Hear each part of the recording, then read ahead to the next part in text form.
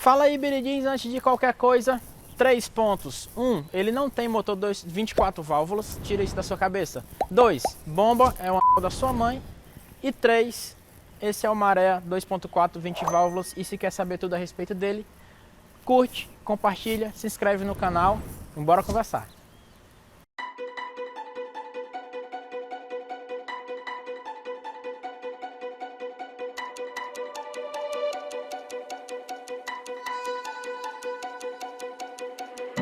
Yeah, we said we let it go, but we settled for the last. Couldn't let you want it though. Who am I to let you down? No, who am I to let you down? Down, down.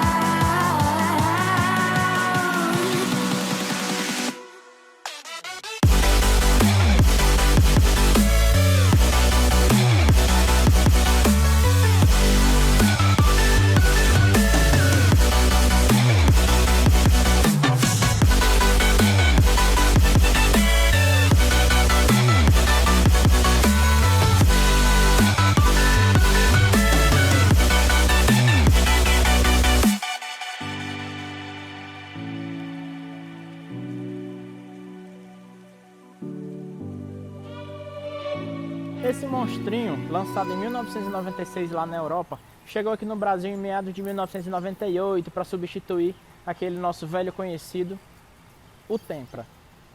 Maré já veio abandonando muitos dos traços mais radicais, mais firmes e mais obtusos do Tempra, com uma dianteira bem mais fluida, um desenho bem mais arredondado, uma aerodinâmica bem mais interessante, fazendo uma revolução no sedã da marca. Em 98, quando começou a ser comercializado, o Maré veio inicialmente com o motor 5TEC já 2.0, junto com sua esposa e irmã mais velha aí, a Maré Weekend, também em 98, ambos com a mesma motorização. Logo em seguida foi lançado o SX com também motor 2.0 5TEC, porém com downgrade de cavalaria. Veio depois o 2.4, o motor turbo na verdade, que veio também para ficar e conquistar aí os mareeiros. E logo em seguida o 2.4 aí por volta de 2001 a 2002. Esse modelo, que é o HLX 2003 2.4 20 válvulas com câmbio manual, está calçado com as rodas do Bravo Absolute, faróis de xenônio em cima e embaixo. A engenharia da Fiat foi tão preocupada em desenhar o Maré para ser um carro veloz e ter um pequeno coeficiente de arrasto, que a frente do carro é bastante baixa e bastante pontuda. Os desenhos do capô são favoráveis aí para o deslizamento de vento, e até a palheta do limpador ganhou um tipo de defletor aqui para poder melhorar a quebra de vento, e uns apliques de borracha para diminuir o barulho do ar pelo carro. No facelift de 2002 que aconteceu no modelo do Maré, o principal alvo foi a parte traseira do carro. A tampa ficou bem maior do que a anterior, com um desenho bem mais acentuado e caído, tornando a traseira um pouco mais reta. As lanternas foram importadas do irmão chique dele, o Lancia Libra. É assim mesmo o nome, Lancia Libra. E casou muito bem aí no design do carro, deixando ele com essa cara mais bad boy. O detalhe peculiar do modelo 2.4 são os apliques cromados na dianteira, na traseira e na dianteira. E esse modelo também ganhou aí uma ponteirinha de escape cromadona para combinar com a régua traseira. E agora vamos falar do que os mareeiros mais adoram. Motor 2.4 20 válvulas de 160 violentos pocotós. 18 cavalos a mais do que o motor 2.0. Mas uma das vantagens que o Maré tinha, que botava ele à frente da concorrência da época, já era o comando de válvula variável. O comando de válvulas variável. Esse motor, acoplado à caixa de câmbio de 5 marchas manuais, entrega 21 kgm/força de torque, que é 2 kg a mais aí do que o motor 2.0, também 20 válvulas, e por isso faz com que ele entregue toda a potência do carro de forma mais rápida em baixas rotações.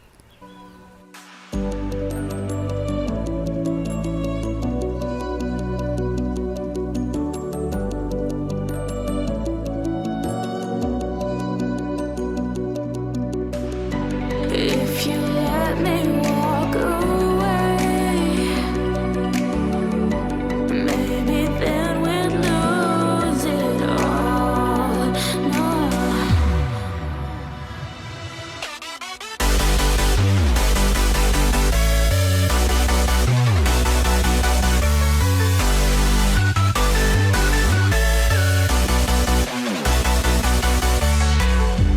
Who am I to let you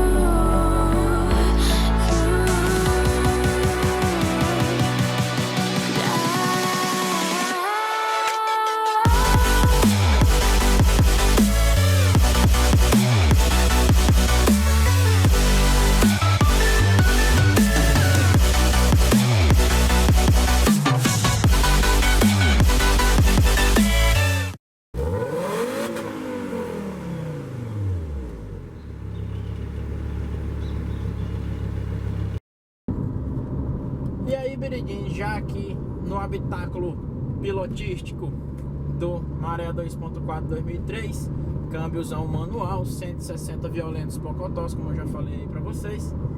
A gente tem um posicionamento de dirigir bastante confortável, né? Bem cara de piloto mesmo, né? Essa pegada mais esportiva que ele quer entregar, ele resolve, ele entrega bastante, né?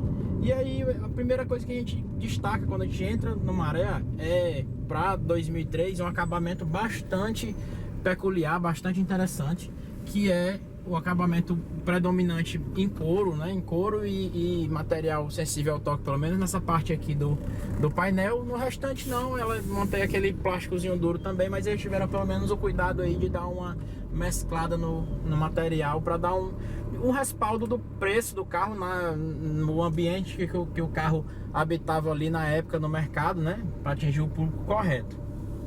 O couro já começa no envoltório aqui do volante, né? Na pegada aqui do volante, todo feito em couro, todo com costurazinha bem esportiva também. Vem pelo painel, sai aqui dos forros de porta, né? Vem pelo painel, se estende inclusive até na alavanca de câmbio, encosto de braços aqui. Eles não economizaram aí no couro. Inclusive essa unidade, esse HLX, ele tá com um opcional que é o banco de couro também, né? Os 4 bancos de couro. Então eles não economizaram aí de jeito nenhum na parte de couro do carro. No volante ele já vinha aí com a maior das tecnologias da época, que era o controle de som aqui pelo volante, né? Aumentava e diminuía o volume pelos dois lados, inclusive o mute e o modo aí, a fonte, né, de som, digamos assim, para poder você escolher aqui pelo painel, né? Lá na frente, já é um acessóriozinho da modernidade aí, que o carro tá com um DVD player aí que o dono colocou, inclusive com câmera de ré e tudo, deu uma aumentada aí no conforto do carro, com telinha retrátil da Pioneer. Mas vamos continuar aqui. O painel ele é formato predominantemente de meia-lua e eles são 4 indicadores mais fortes aí, que é o combustível, conta-giro, velocímetro com o odômetro digital ali no meio, com o odômetro já estático com o total e o parcial, e também o indicador aí do líquido de arrefecimento, né, da temperatura do motor do carro, para ter sempre aquela atenção aí na questão do cuidado da manutenção, né? Na base aqui do painel ele tem, do lado de cá, o regulador de altura dos faróis, e desse outro lado ele tem o dimer que vai regular aí a intensidade da luz do painel. Quando você estiver dirigindo de noite, estiver ele ofuscando, você regula pelo dimerzinho aqui desse lado de cá. O painel com bastante traço redondo, já bem arredondado, afrontando aí as linhas do painel do Tempra, que deu lugar para ele, né? Desce aqui o ar-condicionado, ele tem um ajuste interessante na parte do ar-condicionado, que é o seguinte: apesar dele ser um ar-condicionado completamente analógico, ele tem um indicador de temperatura aqui, ó, um tipo de seletor de temperatura aqui, que vai do 16 ao 30, e você pode selecionar a temperatura que você quer que mantenha o ar-condicionado aqui desse lado de cá. E do lado de cá ele tem esse Max Def, que na verdade ele serve para otimizar os comandos para parte de desembaçamento, tanto do vidro dianteiro quanto do vidro traseiro. Você acionava aqui o Max Def e ele já dava todos os comandos aí para manter o carro com a visibilidade em época de frio bastante clara, bastante tranquila. Descendo aqui pelo painel do carro, a gente vai ter o boa e velha tomada 12 volts. Naquela época a gente não tinha ainda a parte de USB, então a gente não vai encontrar aqui no carro. Um porta-trequinho, que a gente pode chamar ele aqui de cinzeiro, não sei. E ele tem, apesar de naquela época a gente não ter esses smartphones gigantescos que a gente usa hoje em dia, ele tem aqui um tipo de porta-treco bem amplo, perto do câmbio. Um porta-moeda que é bastante generoso. Acho que acredito que o pessoal naquela época usava bastante moeda, principalmente os donos de maré, porque é muita moeda aqui. Regulagem de retrovisor também ficava aqui bem no lado da mão direita, ao alcance da mão direita para regulagem do retrovisor. E esse posicionamento de freio de mão, que é bem expansivo aí para os modelos de todos os países que ele era fabricado, porque ele tem um posicionamento como se fosse ser utilizado na mão direita, na mão inglesa. A utilização dele é bem mais confortável do outro lado do banco. Porta-treco também, que bota o bom e velho 3/8. E aqui atrás é também bom a gente observar que eles já se preocupavam com um tipo de duas zonas manuais aí do ar-condicionado, que é uma saída de ar pro pessoal que está no banco traseiro também. A versão, o Maré em geral, nem só a versão HLX, ele já vinha com bastante acessórios, né? Ele tinha o déficit entre pacotes dele na parte de conforto era bastante pequeno entre um modelo e outro. Inclusive até o SX também, apesar de bem mais peladinho, ele era bastante confortável e, entre aspas, completinho. Esse aqui, o HLX, ele vem com ajuste de regulagem de altura do volante, que inclusive quem já teve maré vai se identificar. A gente sempre puxa o regulador de altura do volante ao invés de puxar a alavanca para abrir o capô. Depois eu vou mostrar para vocês por quê. Então, a regulagem de altura do volante, ele vem com airbag dos dois lados, motorista e passageiro.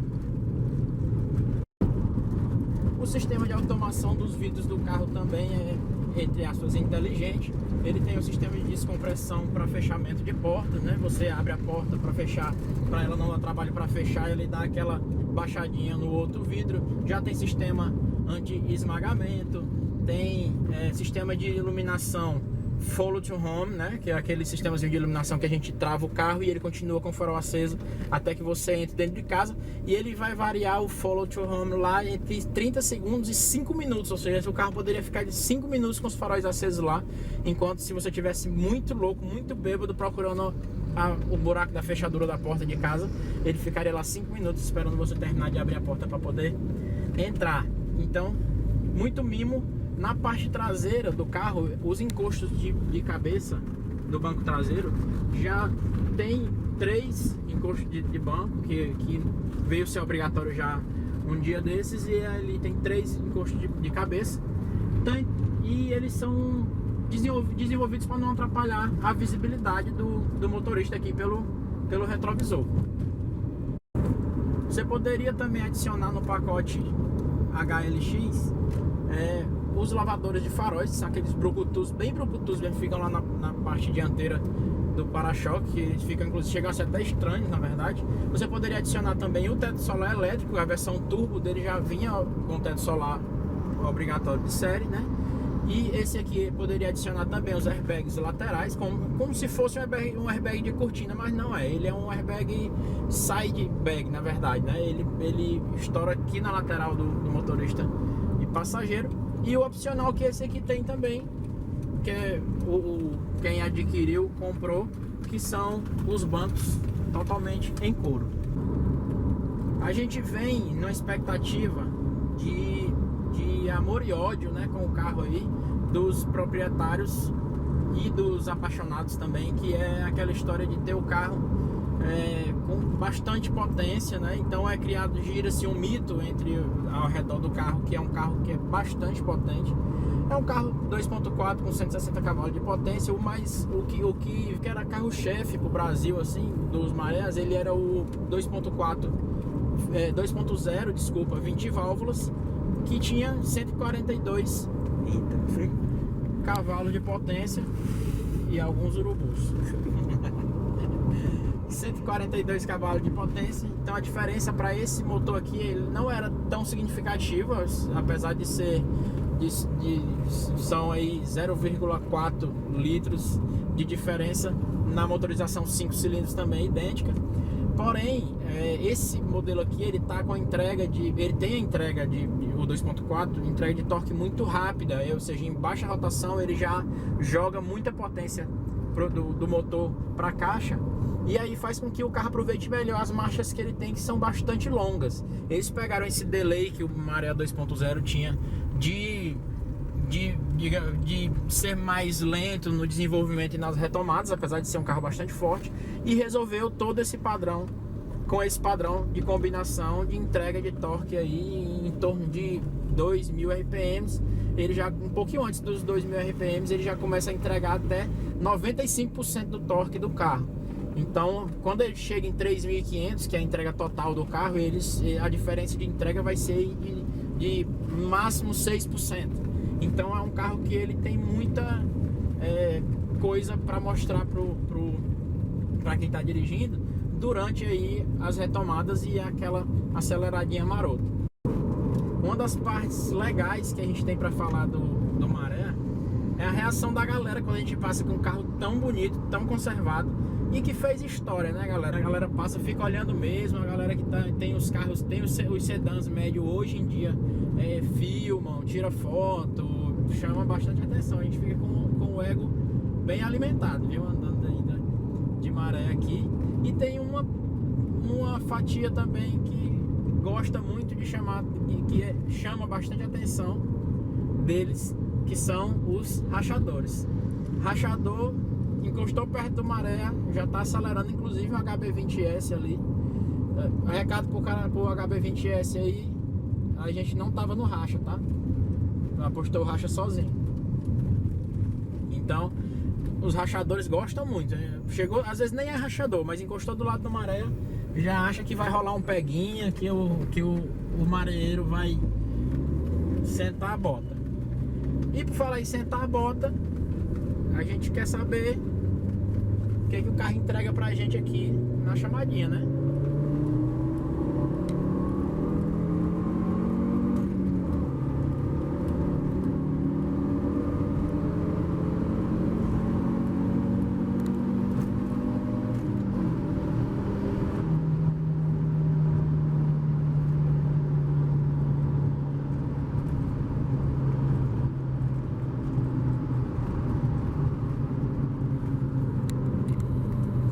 Bem, viu? Sobe bem. Se você gostou do Maré, chegou até aqui assistindo esse vídeo, dá aquele like, se inscreve no nosso canal.